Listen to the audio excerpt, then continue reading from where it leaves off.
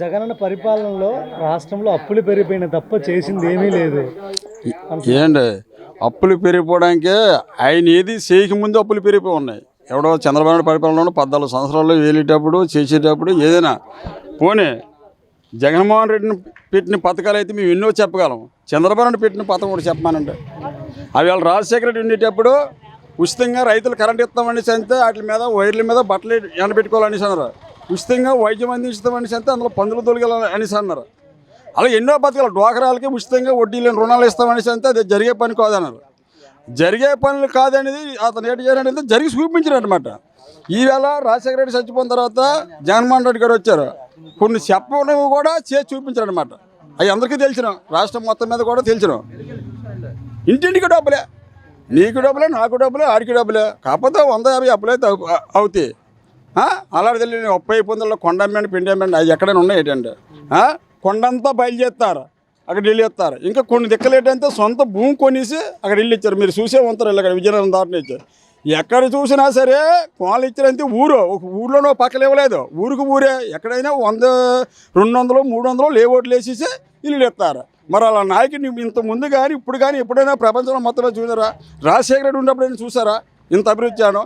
ఈవేళ reel estate పడిపోవడానికి కారణం ఏంటంటే ఎవడబడితే ఆడి ఇల్లు, నీకు ఇల్లే, నాకు ఇల్లే, ఆడికి ఇల్లే. ఇంకా మరి రిల్ ఎస్టేట్ ఇల్లు కావాలంటే ఇంకా కావాలంటే ఇంకా అది అందరికి ఇల్లు ఇచ్చితే ఇంకా ఇల్లు ఎందుకు? ఇల్లు కోడు జాగుతుంది. అలాగేంటే పేదవాడికైనా, చిన్నోడికైనా, పెద్దోడికైనా అంతా సిరిసమానం చూసుకుంటున్నారు. ఇది తెలుగుదేశం ప్రభుత్వంలో అయితే పశు సొక్క వేసినోడికి ఇల్లు వచ్చేది. పశు సొక్క వేసుకుంటే ఇల్లు అంతే. నువ్వు ఆ పార్టీ కూడా అనేసే. ఇక్కడ అలా కాదు, ఆడు వీడు అరగతి ఉన్నోడి కల్లా ఇల్లు ఇవ్వాల్సిందే. చూడండి, ఎక్కడైనా ఎరిపించండి. మా ఊళ్ళోని కాదు, చుట్టుపక్కల గ్రామాలను కూడా ఎరిపించేయండి.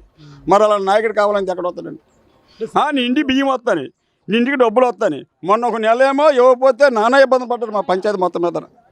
పింఛన్లు రాష్ట్రం మొత్తం మీద ఇబ్బంది. అంత ఇబ్బంది పెట్టడం అవసరమా? అంత ఇబ్బందులు పెట్టింది కాక ఇంకేడు మహాకూటం అనమాట. అన్నీ కొట్టుకొని ఏంటా ఎవడో నాయకుడు అయితే ఎదరో పేస్ట్ రావాలా. 3 పార్టీలు పెట్టుకున్నా ఆయన తగ్గేదే లేదు. ఇంకా సీఎం ఆయన ఝాన్సీ మేడం గారు మా ఎంపీ అవుతారు, అవంత్ సీన్ గారు మా ఎమ్మెల్యే గారు అవుతారు. ఇందులో ఎటువంటి సందేశం కూడా లేదు. మాకు నమ్మకం ఉంది. ఇక్కడేం కొత్త కాదండి. జానకి మేడం గారు మా ఫ్యామిలీ అనుకోండి. ఇక్కడ బొత్స సత్యనారాయణ గారు అందరు మంత్రిగా చేశారు, ఆయన కూడా ఇంతకుముందు ఎంపీగా చేశారు. అదంతా తెలిసిన విషయమే. ఇక్కడ అలాగే సందేశం ఏంటి లేదు. అక్కడ శ్రీభరత్ పోటీ చేస్తున్నారు, ఏంటి ఇంతకుముందు చేయలేదండి. ఇంతకుముందు చేయలేదు. ఏంటి ఎవడికున్నో నమ్మకాలు అడిగి కొంత. మా నమ్మకం అయితే ఝాన్సీ గారు గెలుస్తారని మా నమ్మకం. మంచి చేస్తారు ఒకవేళ గెలిస్తే.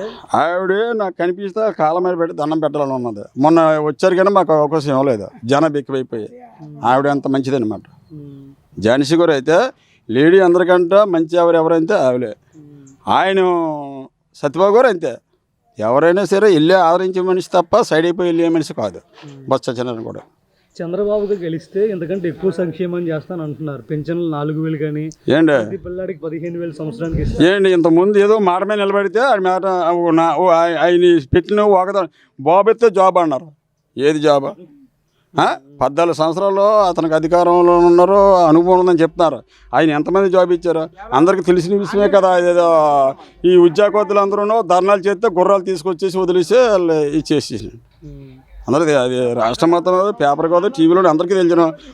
ఆయన ఏడు చేశారంటే ఇంతకుముందు దీపం ముందు పశు గుంకాలు ఇచ్చి దీపండి.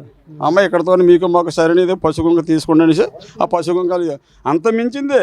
ఎవరికైనా జాబ్ వేయడం కానీ, లేకపోతే పథకాలు వేయడం కానీ, లేకపోతే ఇంతమంది ఇప్పుడు అన్ని వాలంటీర్లు ఉన్నారండి, సచివాలయం ఉన్నాయి. ఎన్ని పోస్టులు ఇచ్చారు?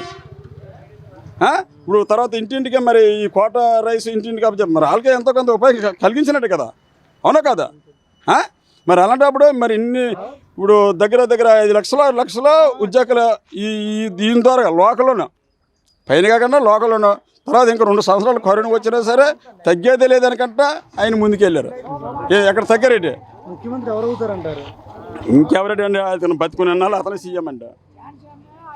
అందులో సందేహం ఏంటలేదు. ఆయన ఎవరండి? కూటమి అంతే అండి. ఎవడో నాయకుడు వెళ్ళిపోతే ఉన్న కార్యకర్తలు వెళ్ళిపోతారు. అంత తెరిపాపల వాళ్ళకని తెలివితేటలు ఉంటే ఉన్న వాళ్ళకి నేవేటండి.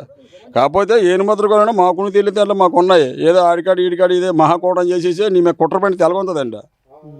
నీతి నిజం తెలదా పెదలకి. జగన్మోహన్ రెడ్డి గారు అన్నారు మీ ఇంట్లో మంచి జరిగితే ఓటేమారో నేపథ్యం వద్దని చెప్పి. అలాగేటంటే పడుకున్నప్పుడు కూడా గుండె మీద చేసుకుని ఆలోచించాలి మంచి జరిగిందా సిడి జరిగిందా అనేసి. మరి అంతే కదా, సిడి జరిగినాడు మండి మంచి ఉన్నాడు వేస్తాడు. అలాగని వెళ్తే జగన్మోహన్ రెడ్డి ఇంతకుముందు సీట్ల మీద ఇప్పుడు మళ్ళీ మెజార్టీ రావాలా. ఆ ఆలోచన ప్రతి ఒక్కరిలో ఉంటే ఇంతకుముందు మెజార్టీ మీద ఇప్పుడు మళ్ళీ ఇంక ఎక్కువ మెజార్టీ రావాలా. మంచి జరిగితే ఓటేమని నేపథ్యం చెడు జరిగితే ఓటేమని అవన్నీ. ఎందుకంటే టీడీపీ నాయకుల కాడికి వెళ్ళండి, చంద్రబాబు నాయుడు ఆడ అధికారులు ఉన్నాడు ఎవరికైనా ఒక మంచి పని చేసినట్టు చూపించమని ఇదే ఛానల్లో మీరు మాట్లాడండి. దానికి ఏడు సమాధానమో మీరు రిజల్ట్ చెప్పండి.